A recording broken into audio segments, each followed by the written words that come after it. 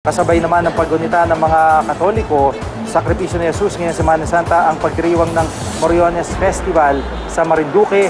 Narito po ang report.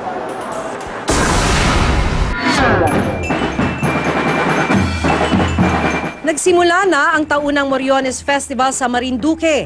Sa kabila ng mainit na panahon, hindi nagpaawat sa pagparada ang mga Moryon, suot ang kani-kanilang maskara. Mapamatanda, bata, babae man o lalaki, game na nakisaya sa pagdiriwang. Agaw pansin naman ang magagarang damit ng mga rebulto sa isang simbahan sa Badok, Ilocos Norte. Ito'y bilang paghahanda sa Biyernes Santo kung kailan ililibot ang mga rebulto. Taon-taon bago ang mga damit ng mga rebulto na inaabangan ng mga deboto. Sa Aklan naman, puspusan na ang paghahanda sa iba't ibang pagdarausan ng Stations of the Cross para sa inaasahang pagdagsa ng mga deboto ngayong Semana Santa. Sa Huwebes at Biyernes Santo, nakatakda itong buksan ng libre para sa mga mamamanata.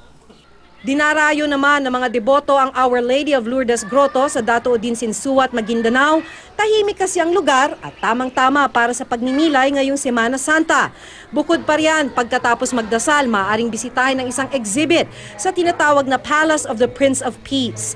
Tampok dito ang ilang simbahan at personalidad na naging bahagi ng kasaysayan ng simbahang Katolika. Isinadula naman ng ilang kabataan sa Legazpi City, Albay ang pasyon noong paghihirap ni Jesucristo. Todo costume pa ang mga nagsiganap. Ayon sa organizer, nais nilang mas ipadama sa mga kabataan ang tunay na kahalagahan ng Semana Santa sa pamamagitan ng pagsasadula.